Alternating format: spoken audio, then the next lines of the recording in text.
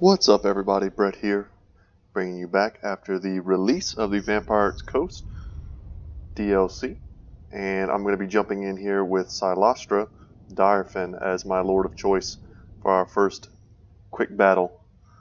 And very unique army composition here from the Tomb Kings. I was pretty surprised to see it. I took a smattering of the new DLC's units, the Regiment of Renounce, and we're going to go into those as we get into the army breakdown. As soon as this game loads, the map is Doom Gate, has pretty unique topography, and let me go ahead and slow it down. There's this elevated ridge down the center, very open, and these two forests flanking the battlefield on either side. Lots of room to hide things. You could essentially deploy your entire army in the forest and walk up under cover. So let me actually pause it, because a lot of these units and abilities, I don't have the names of some of the abilities memorized as well as the specific numbers on some of the stats. So before we get into anything, let's take a look at Cylostra Direfin. She is an ethereal lord, but when she is placed on her mount, the Leviathan, the Rotting Leviathan, she loses her ethereal stat, but she still has 10% physical resistance, which is not bad considering she already has 150 armor, which is obscene. She doesn't do a ton of damage, but she is very good at absorbing it. Huge HP pool. She causes terror. Not going to be relevant against the Tomb Kings, of course, but worth knowing. She also has, I took the Bordello Flabella. That's her fan legendary item. Gives her improved recharge rate as well as minus 10 seconds on her ability recharge rate. So that's very good if you're spamming out low cost spells. I also took Denizens of the Deep, and I'm going to get two pretty decent Rotting Promethean summons this battle. It only has 2 charges. I took Vangeist's Revenge, and I'm able to use this to pretty neat effect this game as well. Hopefully I'll get to show you guys. It's one of the cooler looking spells in the game for sure. Arcane Conduit, keeping her Winds of Magic high, as well as Song of Enthrallment. And after playing my first game with her today, I felt like Song of Enthrallment's kind of like her hidden gem ability. Super powerful, minus 48 slowing effect. I could see this being really good in conjunction with the negative speed off of the Morgul Haunter hero. I think there are synergies here that haven't been tapped yet. Once you engage with her, it's going to be very difficult to get away once this ability is popped. And the minus 26 melee attack takes an already tanky lord and makes it so that the units around her have a hard time hitting her. And Ghosts of the Past. So I don't know if this has been nerfed before release, but it only has 1 charge. I could have sworn it had 2 in all the tournament scene that I watched. So only 1 charge here. I still got good value out of it, but yeah, only having 1 charge, perhaps not as worth. I wish I'd have known that before I took the ability, because it was probably quite expensive. I have 2 units of Fellbats here in the back, and their job is going to be to counter any kind of carrion play that the Tomb Kings player wants to do. And they're also ranked up to rank 6 here, you'll see. For those of you who don't know what a carrion looks like, basically giant undead vultures. So I'm going to use my Fellbats to counter them. I don't have chevrons, but I figured if I brought Queen Bess against the Tomb Kings, then I should definitely expect for there to be carrion that would attempt to shut down Queen Bess. Queen Bess does do fire damage, explosive fire damage, so very good against the Tomb Kings. If they blobbed up, I could get a lot of decent shots, and Queen Bess doesn't have the most ammunition, only 16 shots on her. So I opted to bring a Gunnery Wight, and I put him on top of these Prometheans. You'll see I also have the Lamprey's Revenge, so he's kind of mixed in among here. He's kind of camouflaged himself. But the Lamprey's Revenge here and the Gunnery Wight. The Gunnery Wight is going to give more ammunition to Queen Bess. I stripped him down. I didn't take all of his abilities, but he does have the reload ability as well as the ability to grant increased ammunition to Queen Bess. So we're going to get a lot of shots off with that this game. I'm very excited. to use it. It's the first time I ever get to use it myself. 2 of the polearm versions of the zombie powered deckhands off to the flanks to cover me against any sort of fast moving Tomb King shenanigans. Very cheap front line here of the standard deckhand mobs. We can go ahead and slow-mo that. And as well as 2 handguns in the back flanking the gunnery white. So they're going to be taking advantage of their buffs. And there goes the first shot. Queen Bess. It's kind of cool. It shoots off like three barrels or 3 cartridges that are going to explode on impact.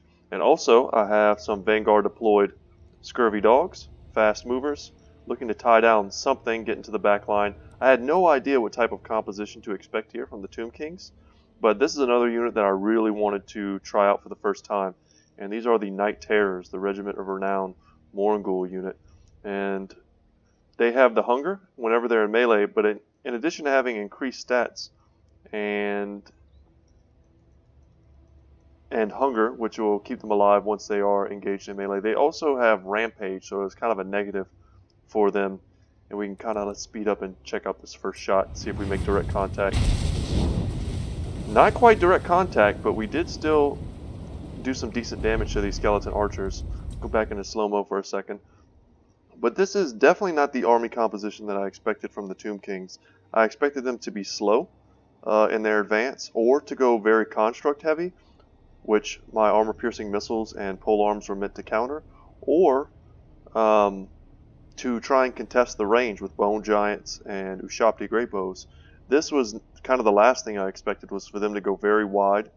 Tomb Kings mixed in with, or Tomb Guards rather, mixed in with Hekaran skeletons out here on the flanks.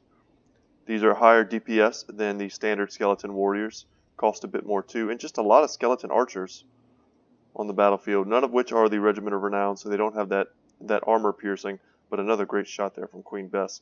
But Tomb Guard with chevrons are going to be able to decimate my front line. They have silver shields, they're going to be good against my gunpowder units. But the part of this that kind of stumped me was that they also took, I think there's 4 units of the Hekara horsemen. So as the game started, I saw them Vanguard deployed next to me, so I engaged them with the scurvy dogs to lock them down so that I could bring in the Night Terrors. Now, most people don't use this unit, the Hekaran horsemen. They're a pretty solid kind of light cav anti-infantry cavalry option. They're just very rare in the metagame. So when I saw them, I originally thought that they were the standard, much cheaper skeleton horsemen who don't have the stats that you would really need to even put up any kind of fight against these Night Terror units with their huge 120 weapon strength and their ability to regen, as well as the scurvy dogs, who are only really here to absorb damage for the Night Terrors. But they're going to put up much more of a fight than I anticipated, and that's really going to change how I play this game. So I wish at the time I had realized that these were not the cheap variant, that these were the more expensive variant, because the entire battle I'm going to be wondering, what the heck, why aren't these guys dying? And for their lord, they have Arkhan the Black. So let's slow-mo, let's pause it, and let's see if we can finally master the art of clicking on a unit and then checking out its abilities. Nope, still can't do it. Oh, there we go, we got him, right center mass. So he has the Purple Son of Xeris, a vortex spell he will certainly be casting this game. Spirit Leech to be expected, and I would assume Fade Abuna as well. So 2 very easy damage over time abilities. Fade Abuna here costs 22 Winds of Magic now. That's a bit prohibitive of a cost.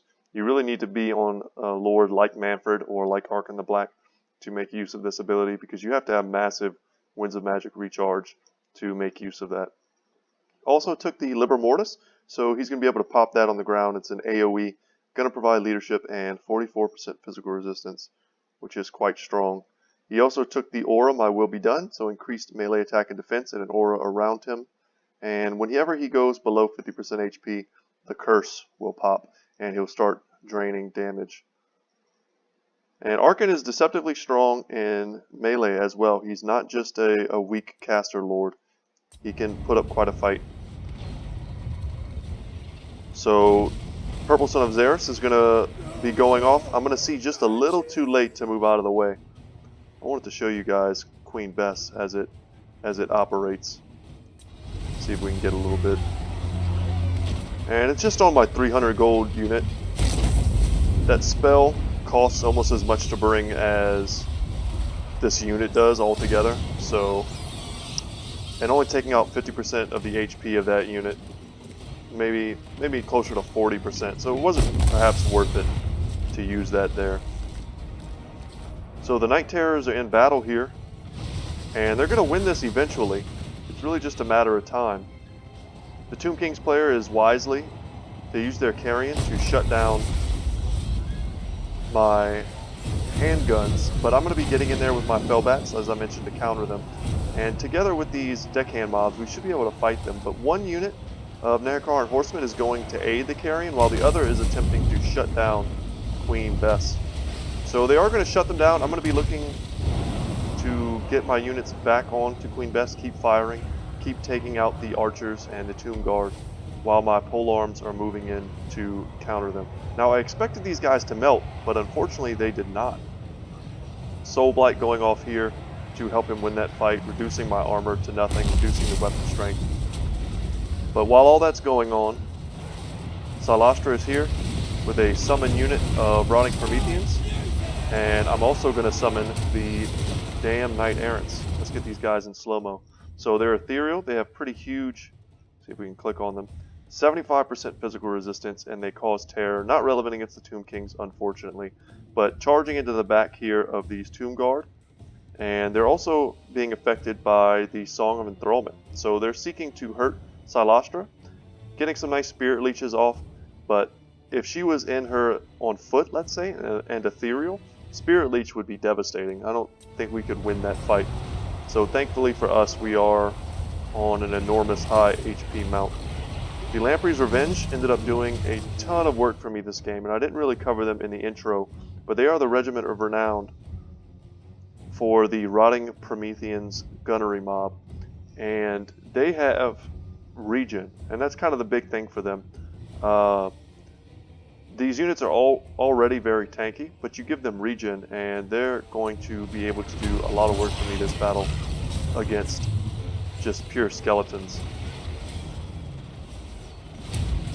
So Queen Bess still being shut down. We're constantly trying to get back onto it, taking a shot, and you'll see here we get back on, but there's just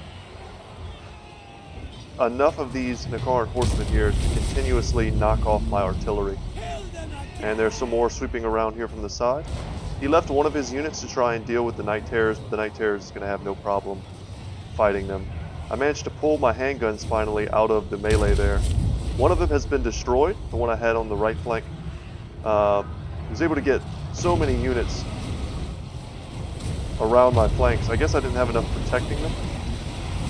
But that's kind of the price you pay when you get a very expensive lord like Cylostra. So there was Fangeist's Revenge right down this line here of Tomb Kings. And we're going to get some more before this battle is done. Ushapti summoned in the background to try and help continue the crumbling on Queen Bess. And they're going to do a pretty good job of it. Fortunately for me, at this point, I do have two of the polearm units in the back here. Going to be very good at taking out these Ushapti. We've nearly won this battle off to the side. Our opponent committed far more forces than we did to winning that battle. So Song of Enthrallment going down at the same time as the Liber Noctis. So getting buffs and debuffs the enemy are. Queen Bess is still firing. I've used the Gunnery Wight to give him, or give her rather, more ammunition.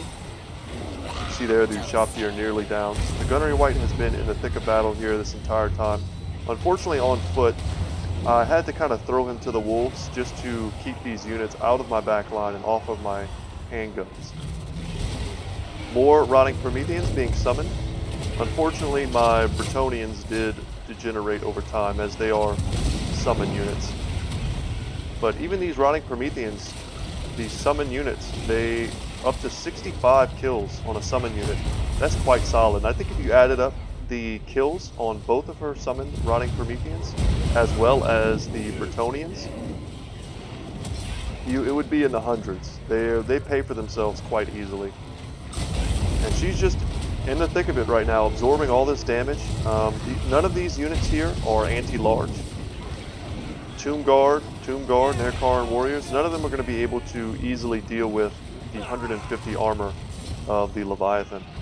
And the Lamprey's Revenge here has just been off to this flank, holding these other units down. They have critical binding, they're starting to crumble now, but their regeneration is helping them to stay in the fight.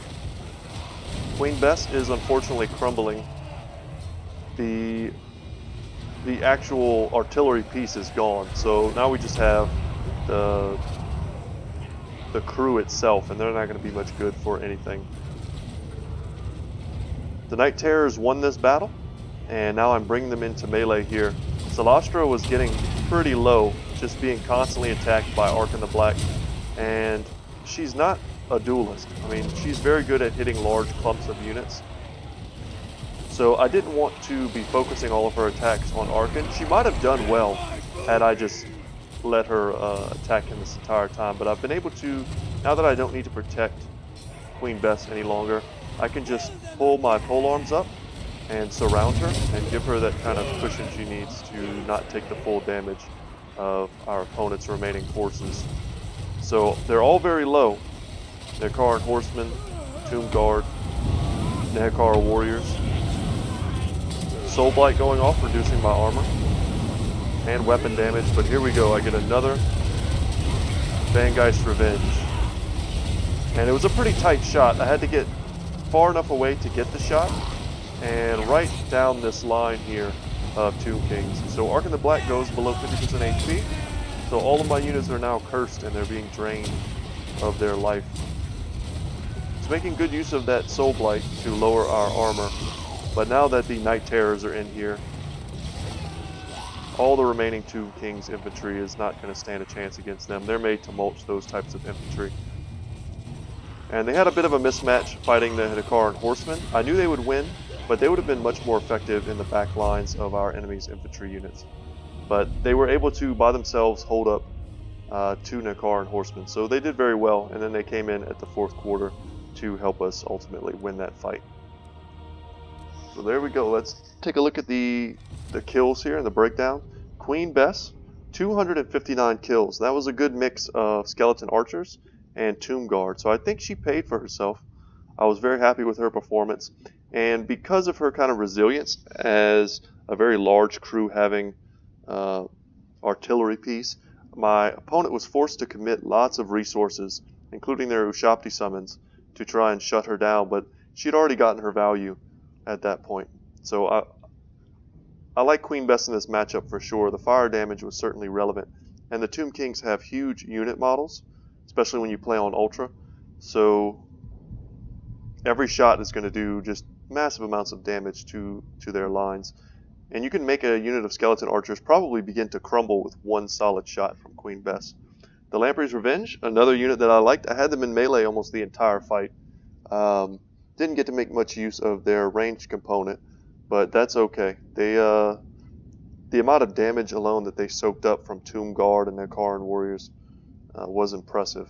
Scurvy Dogs were just there to potentially harass archers, but in this case I used them to engage and lock down these Nekar and Horsemen, and the Night Terrors were able to then clean them up.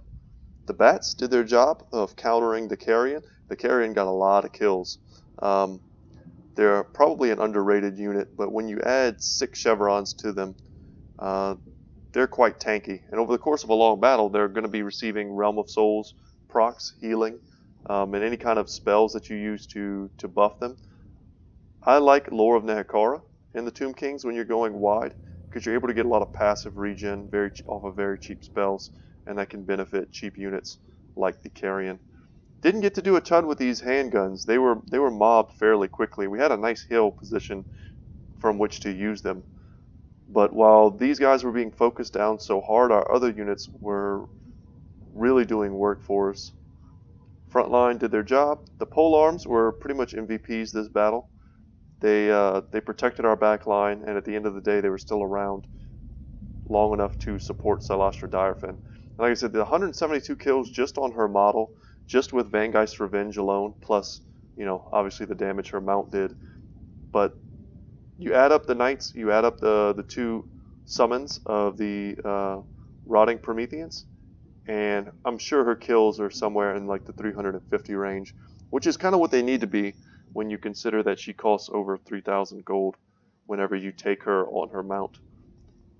Arkhan the Black, very competitive choice. I like that, and I think anytime you face off a faction that has lots and lots of gunpowder, having a unit that has silver shields in the front line like these Tomb Guard will be a value bring. Now, small critique here, and this is just my play style, but I don't think you need to bring 4 chevrons on each one of these Tomb Guards. I'd be interested to know how much exactly that is in gold. And then if you bring down a few chevrons, maybe still keep 3 chevrons or so on these carrion. But if you take 3 chevrons off of each of these and then 4 off of these, perhaps get rid of the My Will Be Done buff on Arkhan the Black. +5 melee attack, +5 melee defense is nice, but Arkhan the Black is not a heavy melee lord. I would probably remove that. Add all that gold together, and you could probably afford 2 more skeleton spearmen, something like that. Go even wider, put more pressure on the back line, and then have that anti-large component that this army was completely missing, and you'd be able to shut down Cylostra Direfin quite nicely with that. So that would just be my one critique of this build. They were already going wide. I see no reason not to go even wider with that. So alright guys, without any further ado, once again my name is Brett, my channel is Good Talk Gaming. If you like the video, please hit the thumbs up button. If you are watching and you enjoyed this and you haven't subscribed already, please do. And leave me a comment, let me know who you are, and that way I can tell you thank you in the comment section. So without any further ado guys, once again, have a great day, and I will see you in the next one.